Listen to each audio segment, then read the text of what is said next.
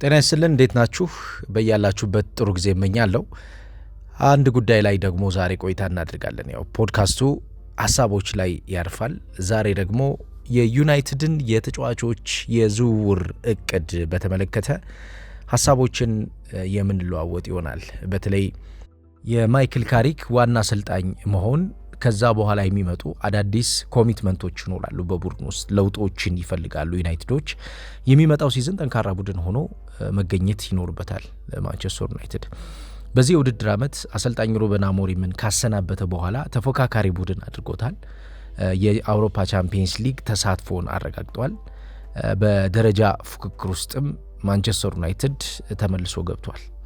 ስለዚህ የሚመጣው ዓመት የሚጠበቁ ነገሮች ይኖራሉ። የአውሮፓ ቻምፒየንስ ሊግ የጨዋታ ምሽቶች ይመጣሉ። የፕሪሚየር ሊግ ትልልቅ ጨዋታዎች ላይ ኤክስፔክቴሽኖች እንዲሁ ከፍ ይላሉ። የውስጥ ውድድሮችን ልክ እንደ ኤፍኤ ካፕና እንዲሁም እንደ ሊግ ካፕ አይነት ውድድሮች ላይ ደግሞ ማንቸስተር ዩናይትድ ዶሚናንት ቡድን እንዲሆን ይፈልጋል። በተለይ ተጫዋቾችን በማስተዋወቅ ወጣት ተጫዋቾችን በማስተዋወቅ የቡድን እንቅስቃሴውን በአዲሱ ትኩስ በሆነው ኃይል የመገንባት ስራ በማይክል ካሪክ የአሰልጣኝነት ዘመን የሚጠበቅ ነው። ከዛ ውጭ ግን ማንቸስተር ዩናይትድ አሁን ላይ ትኩረት ከሚያደርግባቸው ቦታዎች መካከል ዛሬም በዚህ ፕሮግራም የምንመለከተው የአማካኝ ክፍሉን ማደስ ነው። ዩናይትድ የአማካኝ ክፍሉ ላይ ከፍተኛ የሆነ ችግር ነበረበት። በተለይ እስከ ጥር ወር ድረስ በነበረው የማንቸስተር ዩናይትድ የቡድን ግንባታ ላይ የአማካኝ ተጫዋቾች ጥራት ዩናይትድን ጎድቶታል። የኡጋርቴ በሚፈለገው ሌቭል ላይ አለመገኘት እንዲሁም የኮቢ ሜይኖ ቋሚ ሆኖ ሲዝኑን አለመጀመር፣ የአማካኙ ሌላኛው ወሳኙ ተጫዋች የካሲሜሮ ውፍረት የማንቸስተር ዩናይትድ ሲዝኑን በተሻለ ጥራት እንዳይጀምር ካደረጉ ምክንያቶች ውስጥ ይጠቀሳሉ። ነገር ግን በሂደት ማንቸስተር ዩናይትድ የተሻለ የሚባል የቡድን ግንባታ መፍጠር ችሏል። በተለይ የአማካኝ ክፍሉ እድሳት የሚባለው የካሲሜሮ እንደገና መወለድ ነው።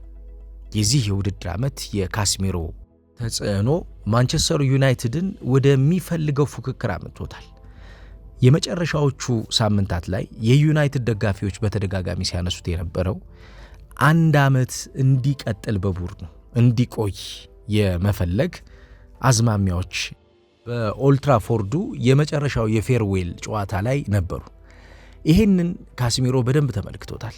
በተለይ የዩናይትድ ደጋፊዎች አንድ ዓመት እንዲቆይ መፈለጋቸው ለሱ ያላቸውን ቦታ እንደሚያሳይ ተናግሯል። እሱም ለዩናይትድ ደጋፊዎች ትልቅ ቦታ እንዳለው በዩናይትድ የነበረው ጊዜ በእግር ኳስ ዘመኑ ስኬታማ የሚባለው ብዙ የተማረበት ዘመን እንደነበር አንስቷል። በዋንጫ ባይሳካልኝም በሕይወቴ ግን የተማርኩበት ነበር ብሏል። ይህ ተጫዋች የኖቲንጋም ፎረስቱ ጨዋታ እሱ እንግዲህ ከደጋፊዎቹ ጋር የነበረው ፍቅር የነበረው መከባበር በግልጽ የታየበት ነበር። ይህንንም እሱ ሲናገር የዩናይትድ ደጋፊዎች በሕይወቴ ትልቅ ቦታ ያላቸው ደጋፊዎች ናቸው፣ ነገር ግን በዩናይትድ የነበረኝን ጊዜ አሁን አጠናቅቄ ለሌላ አዲስ ቻሌንጅ ራሴን አዘጋጅቻለሁ ነበር ያለው። ያው ካሲሜሮ ከወጣ በኋላ ወዴት ሊሄድ ይችላል የሚለው ሁለት ቦታዎችን የሚጠበቁት MLS ወይም ደግሞ የሳውዲ ሊግ ይህንን ተጫዋች የሚፈልጉ ቡድኖች እንዳሉ ተገልጿል። ያው የደሞዙ ውድ መሆን ከማንቸስተር ዩናይትድ ጋር አንዱ እንዳይቀጥል ካደረጉት ምክንያቶች መካከል የደሞዙ ከፍተኛነትም ደሞዙን ቀንሶ የመቀጠል ፍላጎት መኖር፣ እሱ ደግሞ የመጨረሻዎቹን የውድድር ጊዜያቶች የተሻለ ጥቅም አግኝቶ የመጨረስ ፍላጎት ስለነበረው ያው በከፍተኛ ገንዘብ እንደሚሄድ ኤክስፔክት ይደረጋል። ስለዚህ የመጨረሻዎቹን የእግር ኳስ የተጫዋችነት ዘመኑን በተሻለ ተፎካካሪነት ለማጠናቀቅ ከእንግሊዝ ውጭ ሕይወትን መርጦ እንግዲህ ከዩናይትድ ደጋፊዎች ጋር ተለያይቷል። አሁን በዚህ የአማካኝ ክፍል ቦታ ላይ ማን ነው ሊቀጥል የሚችለው የማንቸስተር ዩናይትድን የአማካኝ ክፍል ማን ነው ሊያድስ የሚችለው? በተለይም ደግሞ ታክቲካል ኢንቴሊጀንስ እዚህ ቡድን ላይ ይፈልጋል ዩናይትድ። ከፍተኛ የሆነ የቡድን የመደራጀት እንዲሁም በማጥቃትና በመከላከል እንቅስቃሴ ውስጥ ባላንስድ ሴታፕ የሚባለውን ስርዓቱን የጠበቀ የቡድን አወቃቀር የሚያዘጋጅ ተጫዋች ይፈልጋል። ስርዓቱን የጠበቀ የቡድን አወቃቀር የሚፈልገው ይሄ ቦታ ምርጫው ላይ ዩናይትዶች መሳሳት የለባቸው። አሁን ባለው መረጃ ብራዚላዊውን ኤደርሰንን ለማምጣት ከፍተኛ ጥረት እያደረጉ ይገኛሉ። ኤደርሰን ማን ነው? ይሄ ተጫዋች በማንቸስተር ዩናይትድ ለምንድን ነው የተፈለገው? የዚህ ተጫዋች ሚና በዩናይትድ ምን ሊሰጥ ይችላል የሚለውን የምንመለከት ነው የሚሆነው። በተለይ የተጫዋቹ ኳሊቲዎች ተብሎ የሚነሱትን ሐሳቦች ዘርዘር አድርገን ለማየት እንሞክራለን። በዩናይትድ የአማካኝ ክፍል ላይ ማይክል ካሪክ አዲስ እቅድ እንዳለው ተናግሯል። ይሄ እቅዱ ቡድን የመገንባት ቡድንን እንደገና የማደራጀት ፍላጎት ስለሆነ በማይዋዥቅ ብቃት ላይ የሚገኙ ተጫዋቾች የቡድኑ አካል እንዲሆኑ ነው የሚፈልገው። በተለይ ዩናይትድ የሚጋለጥባቸውን ቦታዎች መሸፈን፣ የዩናይትድን የማጥቃት እንቅስቃሴ መጀመር የሚችሉበትን ስፔሶች፣ የማጥቂያ ኪሶች ማዘጋጀት። የሬስት ዲፌንስ ችግሮች ነበሩት ዩናይትድ። በተለይም ደግሞ የዲፌንሲቭ ሌኖችን ቆልፎ ተጋጣሚ በነፃነት እንዳያጠቃ የሚያደርግበትን መንገድ የሚፈጥር ተጫዋች ይፈልጋል ዩናይትድ። ይሄንን ዩናይትዶች ሉዝ አድርገውት ነበር። በተለይ ካሲሜሮ ጥሩ እየሆነ በመጣባቸው ጊዜያቶች ላይ እየተለወጡ መጡ እንጂ የመጀመሪያዎቹ 4 እና 5 ወራቶች ለማንቸስተር ዩናይትድ ናይትሜር ነበር። በጣም ከፍተኛ የሆነ ጫና ውስጥ የከተታቸው ነበር። ስለዚህ ይሄንን እንዴት ማስተካከል እንዴት መለወጥ ይቻላል ለሚለው በቀጣዮቹ የቡድን ግንባታ ሂደቶች ላይ አለመሳሳትን፣ የምልመላ ሂደቱን አለመሳሳትን መሰረት አድርጎ ነው የሚሰሩት። ይሄንን ማይክል ካሪክ ተናግሯል። ከካሲሜሮ መውጣት በኋላ ጋዜጠኞች ጥያቄ በጠየቁት ወቅት ይሄን የተናገረው በዚህ ቦታ ላይ ውሳኔዎቻችን ለትክክለኝነት የቀረቡ እንዲሆኑ እንፈልጋለን ብሏል። ለትክክለኝነት የቀረቡ እንዲሆኑ እንፈልጋለን። መሳሳት የለብንም እዚህ ቦታ ላይ። ምክንያቱም የቡድኑ ሚዛን የሚጠበቅበት የቡድኑ አጠቃላይ እንቅስቃሴ ህይወት የሚሰራበት ቦታ ስለሆነ እዚህ ቦታ ላይ መሳሳት የለብንም ብሏል ማይክል ካሪክ። የኮቢ ሜይኖ ጥሩ መሆን በዚህ ሲዝን ከሱ ጋር የሚጫወቱ ተጫዋቾች ምርጫ ላይ በጥንቃቄ የተሻለውን ውሳኔ እንዲወስኑ ምክንያት ሆኗል። ምክንያቱም የተጫዋቹን እንቅስቃሴ ማሳደግ ለአሰልጣኝ ማይክል ካሪክ ትልቁ የቤት ስራ ነው። አንድ ተጫዋች የተሻለ መንቀሳቀስ የሚችልበት የጨዋታ ሐሳብ ካልተፈጠረ በእንቅስቃሴ ሊወሰን ወይም ደግሞ ገደብ ውስጥ ሊገባ ይችላል። ስለዚህ እንደ ኮቢ ሜይኖ አይነት ተጫዋች የተሻለ ማደግ የሚችልበትንና የተሻለ ፐርፎርም ሊያደርግ የሚችልበት ሁኔታዎች መፈጠር አለባቸው። ይህንን ለመፍጠር ደግሞ የሚመረጡት ተጫዋቾች ከሱ ጋር አብረው የሚጫወቱ ተጫዋቾች ኳሊቲ ይወስኗል። ስለዚህ ትኩረታቸው ብራዚላዊው ኤደርሰን ላይ ያደረጉበት ዋነኛው ምክንያት የተጫዋቹ ኳሊቲ ኮቢ ሜይኖ ለሚፈልገው ነገር የቀረበ መሆኑ። ከነኚህ ኳሊቲዎቹ መካከል እስኪ አንዱን እንመልከት። የመጀመሪያው የኤደርሰን ትልቁ ኳሊቲ የሚባለው የሳጥን ስታሚናው ነው። ይሄ ተጫዋች ብርታት ያለው ተጫዋች ነው። በየትኛውም የማዕከል ክፍል የሚፈጠሩ ሳጥኖችን ይበልጥ የማጥበቅና ጠርዞቻቸውን የመጠበቅ ስራ ይሰራል። አንድ የአማካኝ ክፍል ተጫዋች የሚፈጠሩ የአራት ማዕዘን የጨዋታ ቅርጾችን ጠርዝ መጠበቅ አለበት፣ አንግሎቹን መጠበቅ አለበት። ይሄ ተጫዋች በጣሊያን ደጋግሞ ሲያደርገው የነበረው ይሄንን እንቅስቃሴውን ስቴብላይዝ በማድረግ እንቅስቃሴውን የተሻለ ውጤታማና የተረጋጋ እንዲሆን በማድረግ የሚሰጠው ኢነርጂ ቀላል የሚባል አይደለም። እንዳውም ስለዚህ ተጫዋች የተጻፉ ጽሁፎችን ስመለከት ምንድነው የሚሉት? የተነሳ ማሽን ነው ይሉታል። አንዴ ከተነሳ በምንም ታምር የማይበርድ ማሽን ነው። እንቅስቃሴው የሚያድግ እንጂ እንቅስቃሴው ወደ ኋላ የሚጎተት ተጫዋች አይደለም ይሉታል ተጫዋቹን።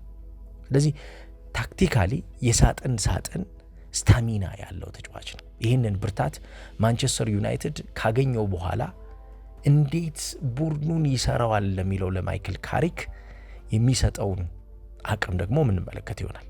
አንዱ ትልቁ አቅሙ ግን ይሄ ነው። ሁለተኛው ይሄ ተጫዋች ታክቲካል ኢንቴሊጀንስ አለው ይባላል። የአማካኝ ክፍል ተጫዋቾች አብዛኛውን ጊዜ በታክቲካል ኢንቴሊጀንስ ከተመለከትን ሁኔታዎችን መረዳት መቻል ይኖርባቸዋል። በተለይ ቀጣይ ሂደቶች ምንድናቸው? ቀጣይ አደገኛ የሆኑ እንቅስቃሴዎች የት ቦታ ላይ ነው የሚፈጠሩት? የተጋጣሚ ቡድን ደካማው ነገር ምንድን ነው? የተጋጣሚ ቡድን ጠንካራው ነገር ምንድን ነው የሚለውን መለየት ይኖርባቸዋል።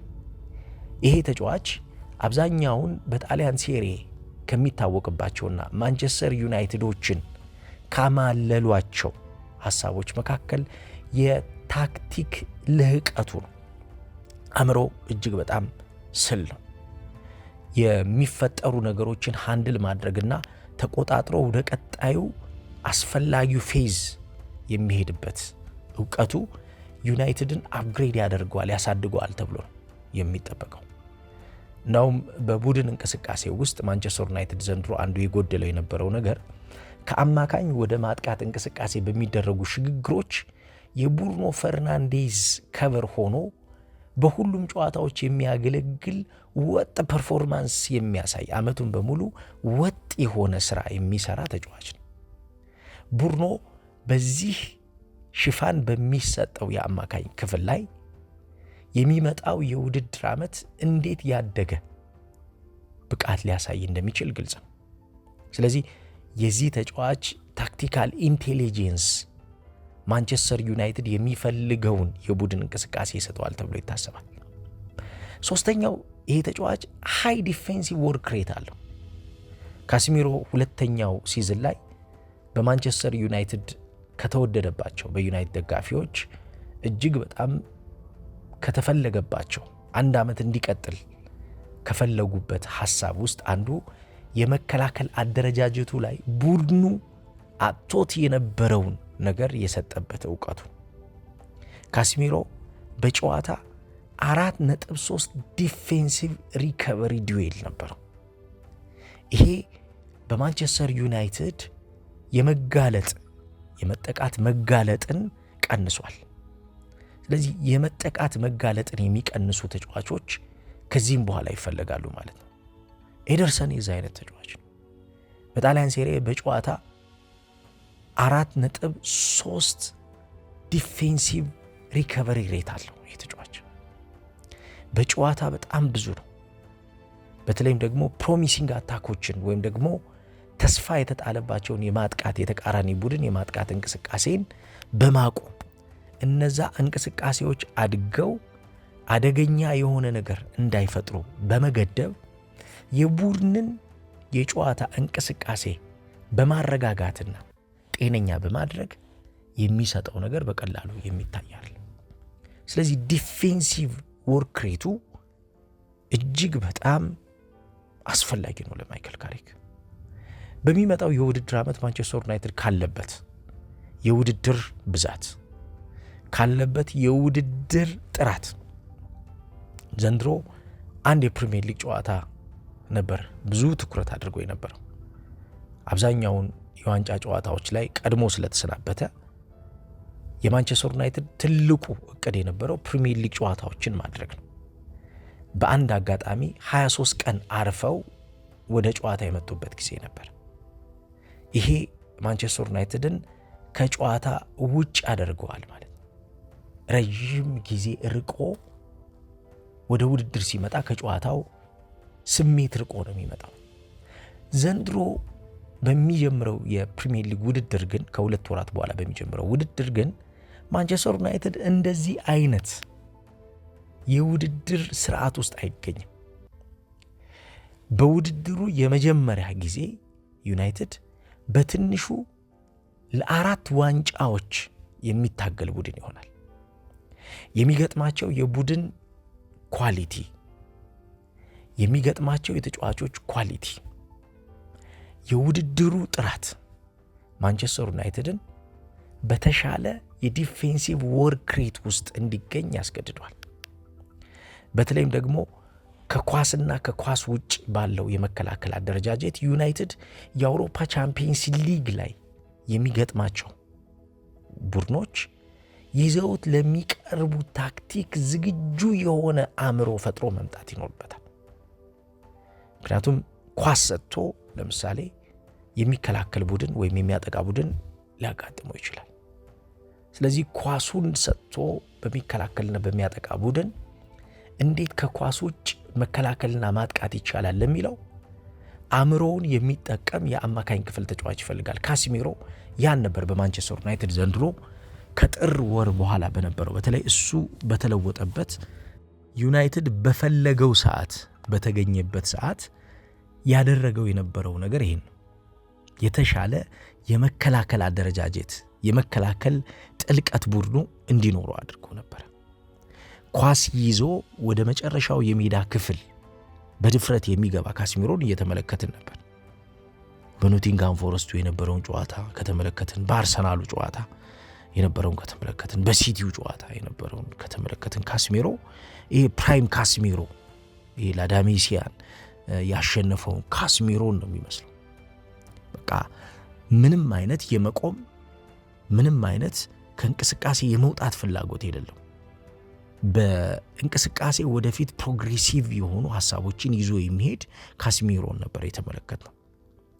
የፋይናል ሰርድ ፔኔትሬሽኖቹ ከአጥቂዎቹ ጋር የሚገናኝበት እይታዎቹ በጣም የሚደነቁ ነበሩ። ስለዚህ ይሄንን ማንቸስተር ዩናይትድ በሚመጣው ሲዝን ይፈልገዋል። ስለዚህ የዚህ ተጫዋች መምጣት የኤደርሰን መምጣት ይሄንን አንዱ ይሸፍነዋል ተብሎ የሚታሰበው ሐሳብ ነው። ምክንያቱም በማጥቃት እንቅስቃሴ ውስጥ የነበሩ ክፍተቶችን እያየ እነዛ ተጋላጭ የሆኑ ቦታዎችን መሸፈን የሚችል ተጫዋች ስለሚፈልግ ማለት ነው። ከዛ ውጭ የሬስ ዲፌንስ ስታብላይዚንግ አቅሙ በጣም ከፍተኛ ነው ይባላል። በተለይም ደግሞ የደብል ፒቮቶችን ስለሚጠቀም ማይክል ካሪክ አብዛኛውን ኮቢ ሜኖንና ካሲሚሮን ሲጠቀማቸው ሁለቱን ኦፕሬት የሚያደርግበት መንገድ ይለያያል እንጂ በሁለት ፒቮት ነው የሚጠቀመው። አንዱ ሞር አድቫንስድ የሆነ ሌላኛው ደግሞ ወደ ኋላ መጥቶ በተለይም በተከላካዮች እና በአማካኞች መካከል የሚኖረውን ሌን የሚጠብቅለት አድርጎ ይጠቀምበታል እና ይሄኛውም የሲዝኑ እቅድ የማይክል ካሪክ ሁለት ፒቮቶችን ይዞ ነው የሚቀጥለው። ስለዚህ ኮቢ ሜኖ ወይ ከኤደርሰን ጋር የሚጣመርበት ጊዜ ይኖራል ማለት ነው። ስለዚህ ተጫዋቹ የመጀመሪያው ሪከቨሪ ስታብላይዘር ነው። በነገራችን ላይ በጣሊያን ሴሪያ ጨዋታዎቹን የሚያደርግባቸው ጊዜ ለቡድኑ የሚሰጠው ነገር ምንድን ነው?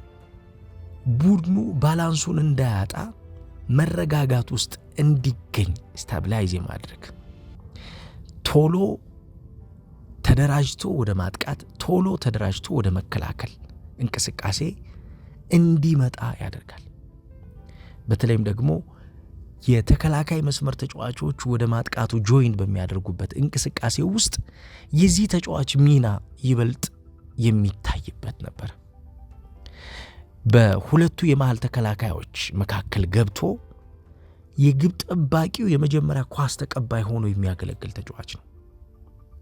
ካውንተር አታኮችን በማሽተት እነኚህን ካውንተር አታኮችን ቀድሞ ወጥመድ ውስጥ በመክተት ዋይድ ስፔሶች ተጋላጭ እንዳይሆኑ የማየት በሽግግሮች ውስጥ እነዚህ ክፍተቶች ዋጋ ቡድኑ እንዳያስከፍሉት የማድረግ ሰፊ አይን ያለው ተጫዋች ነው። ይሄ ተጫዋች ጣሊያን ላይ በነበረበት ሰዓት ይሄን ነው የሚያደርገው። እንግዲህ ወደ እንግሊዝ ከመጣ በኋላ ማንቸስተር ዩናይትድ ይህን ተጫዋች አስፈርሞት ወደ እንግሊዝ ከመጣ በኋላ እንዴት አክት ሊያደርግ ይችላል? የእንግሊዝ እግር ኳስን ካልቸር፣ የማንቸስተር ዩናይትድን የትሬኒንግ ካልቸር፣ የጨዋታን ሎድ የሚሸከምበት አእምሮ የሚወስነው ይሆናል። ከነበረው የልጁ ኤክስፒሪየንስ ግን በተለይ በጣሊያን ቶሎ ከተላመደበት ሐሳብ ተነስተን እንግሊዝም ውስጥ በሚመጣበት ሰዓት ቶሎ ዩናይትድ ውስጥ ይለማመዳል ተብሎ ነው የሚጠበቀው። ቶሎ የዩናይትድ ቤተኛ ይሆናል ተብሎ ይታሰባል። አዎ ጊዜ ሊወስድ ይችላል፣ ወራቶችም ሊወስድ ይችላል። ነገር ግን ዩናይትድ በሚፈልገው እቅድ ውስጥ ጊዜ ሳይወስድ ቶሎ የቡድኑ ወሳኙ ተጫዋች ሆኖ ሊያገለግል ይችላል ተብሎ ይጠበቃል። በክረምት የተጫዋቾች የዝውውር መስኮት አሁን ዩናይትድ እያደረገ ያለው ነገር ምንድን ነው? ቀድሞ ማስፈረም ላይ ትኩረት አድርጎ እየሰራ ነው። እስካሁን ምልመላዎቹን ከተመለከትን ቀድሞ ፕሪሲዝንን እንዲያሳልፉ አዳዲስ ተጫዋቾች የቅድመ ዝግጅት ላይ በቡድን ውስጥ እንዲገኙ የመፈለግ ስራዎችን እየሰሩ ይገኛሉ። ምክንያቱም ውድድሩ ከመጀመሩ በፊት አብረው 2 ወርና 3 ወር ከቆዩ የተሻለ ነገር ለቡድኑ እንደሚሰጡ ግልጽ ስለሆነ ማለት ነው። ስለዚህ ከውድድሩ በፊት ተጫዋቾችን የማምጣት ተጫዋቾችን የቡድኑ አካል የማድረግ ፍላጎት ነው ያለው። ማይክል ካሪክ ስለዚህ ጉዳይ እንዲያውም ተጠይቆ ምላሽ ሰጥቷል። የዚህ የውድድር ዓመት አንዱ ትልቁ ፈተና የነበረው ቡድኑን በውድድሩ አጋማሽ ላይ ነው የተረከብኩት። አሁን የራሴን ቡድን በሚመጣው የውድድር ዘመን ለመስራት ጊዜው አለኝ።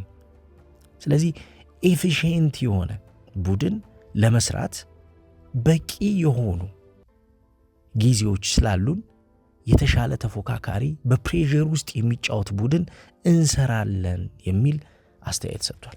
ስለዚህ የዩናይትድ ደጋፊዎች የሚፈልጉት በፕሬዠር ውስጥ የሚጫወት ቡድን ይፈልጋሉ። ፕሬዠሩን መቋቋም የሚችሉ ተጫዋቾች፣ ፕሬዠሩን መቋቋም የሚችል ቡድን ይፈልጋሉ። ያ ደግሞ ቀድሞ የሚገነባ ከሆነ የተሻለ ማደግ እንደሚችል ማሳያዎች አሉ። የኤደርሰን ሌላኛው ትልቁ ኳሊቲ የሚባለው ይህ ቦል ፕሮግሬሽኑ ላይ ነው። አሁን ካሲሚሮ የመጨረሻው ሲዝኑ በብዙ የማንቸስተር ዩናይትድ ደጋፊዎች እንዲወደድ ያደረገው በቦል ፕሮግሬሽን ከማጥቃት ባህሪ ካላቸው ተጫዋቾች በላይ ከፍተኛ የሆኑ ሽግግሮችን እያደረገ ማስተንፈሻ ሁሉ እየሆነ እያገለገላቸው ነበር። ስለዚህ ማስተንፈሻ እየሆነ በሚያገለግላቸው ሰዓት ፕሬዠሮችን ይቀበልላቸዋል ማለት ነው። ለአማካኝ ክፍል ተጫዋቾች ለነ ቡርኖና ሌሎች ተጫዋቾች ፕሬዠር ይቀበልላቸዋል ማለት ነው። ይህንን ፕሬዠር እየተቀበለ በሚሄድበት እንቅስቃሴ ውስጥ ዩናይትድ የሚፈልገውን የማጥቃት አቅም ያገኛል ማለት ነው። በማንቸስተር ዩናይትድ ይህንን ኤደርሰን ያደርገዋል ተብሎ ነው የሚጠበቀው። አሁንም ትልቁ ጥያቄ የሚሆነው የዚህ ተጫዋች በሊጉ አዲስ መሆኑ ብቻ ነው እንጂ በጣሊያን ሴሬ ያለውን ነገር ማሳየት ችሏል። ይሄ በብዙ ትልልቅ ቡድኖች ውስጥም እይታ ላይ እንዲወድቅ ያደረገው ነገር ነው። ለምሳሌ ዩቬንቱስ ይህን ተጫዋች ይፈልገው ነበረ። ከዛ ውጭ ኤሲ ሚላን ሌላኛው ይህንን ተጫዋች የፈለገ ቡድን ነው። ስለዚህ የሆነ ነገር ስላለው ነው ተጫዋቹን እየፈለጉ የሚገኙት ማለት ነው። የተሻለ ነገር መስጠት ስለሚችል፣ ያደገ ነገር መስጠት ስለሚችል ትልልቅ ቡድኖች ይፈልጉታል ማለት ነው። በማንቸስተር ዩናይትድም ሊሰጥ የሚችለው ነገር ያ ነው። አቅሙ አለው። ነገር ግን ሊጉን እስኪላመድ ድረስ ትዕግስት ይፈልጋል። ከመጣና የዩናይትድ ተጫዋች ሆኖ ዝውውሩ ከተጠናቀቀ አሁን በቃላት ደረጃ ተስማምተዋል ተጫዋቹን ለማምጣት። ካለቀ የዩናይትድ ደጋፊዎች ከታገሱት የሆነ ነገር መስጠት የሚችል ተጫዋች እንደሆነ ግልጽ ነው። ምክንያቱም ቅድም ያነሷቸውን ሬስ ዲፌንስ የሚሰራበት መንገድ፣ ቦል ፕሮግሬሽን ላይ ያለው እውቀቱ፣ ስታሚናው የተጫዋቹ፣ ከዛ ውጭ የካሲሚሮ ትልቁ ኳሊቲው የሚባለው በተለይም ቀዳዳዎችን ፈልጎ ለቀዳዳዎች የሚሆኑ አታኪንግ ፖኬቶች የሚሆኑ ኳሶችን የሚያዘጋጅበት ፓኖራማ ቪው የምንለው ወይም ደግሞ ሙሉ የሜዳ እይታውም ጥሩ ነው ተጫዋቹ እና ይሄ ኳሊቲው ለዩናይትድ የሚሰጠው ነገር እንደሚኖር ኤክስፔክት ይደረጋል። ስለዚህ በቢውልድ አፕ ደረጃ ዩናይትድ እንዳይቸገር እስከ ማጥቃት እንቅስቃሴ ላለው የቡድን እድገት አንደርሰንን ከወዲሁ የማምጣት ፍላጎት አሳድሮ ስራውን እየሰራ ይገኛል። እድሜው ገና ነው። ይሄ ተጫዋች አሁን ወደ 27ኛ ዓመቱ ነው እየሄደ የሚገኘው። ስለዚህ በዩናይትድ ረዥም ጊዜ ሊኖረው ይችላል። ዝውውሩ ቶሎ እንዲያልቅ ነው የዩናይትድ ደጋፊዎች የሚፈልጉት። ቅድም ያነሳዋቸው ምክንያቶች ናቸው ዝውውሩ ቶሎ እንዲጠናቀቅ የሚያስገድዱት። ቀድሞ የውድድር ዘመንን አብሮ መጀመርና ከማንቸስተር ዩናይትድ የትሬኒንግ ካልቸር የማንቸስተር ዩናይትድ የጨዋታ ሐሳብ ጋር አብሮ ሲዝኑን ጀምሮ በውድድሩ ወሳኝ ጨዋታዎች ላይ የተሻለ ለቡድኑ ግልጋሎቱ እንዲሰጥ ከመፈለግ ነው። ይህንን የኮቺንግ ስታፉ ደጋፊዎችም ቀድመው የሚፈልጉት ነገር ነው። እንግዲህ የዩናይትድ የዝውውር ፖሊሲ አግሬሲቭሊ ክረምት ላይ ተጫዋቾችን እንደሚያዘዋውር ኤክስፔክት ይደረጋል። ምክንያቱም እንደነ ቪክቶር ኦስሜሄን አይነት ተጫዋቾችን ራሱ ማንቸስተር ዩናይትድ የማምጣት ፍላጎት እንዳለው ነው እየተነገረ የሚገኘው። ይህን የአማካኝ ክፍል ተጫዋች ካስፈረሙ በኋላ ፊታቸውን የሚያዞሩት ደግሞ ወደ ማጥቃት አቅም ወደ ማጥቃት ጥራት እንደሚሆን ኤክስፔክት ይደረጋል።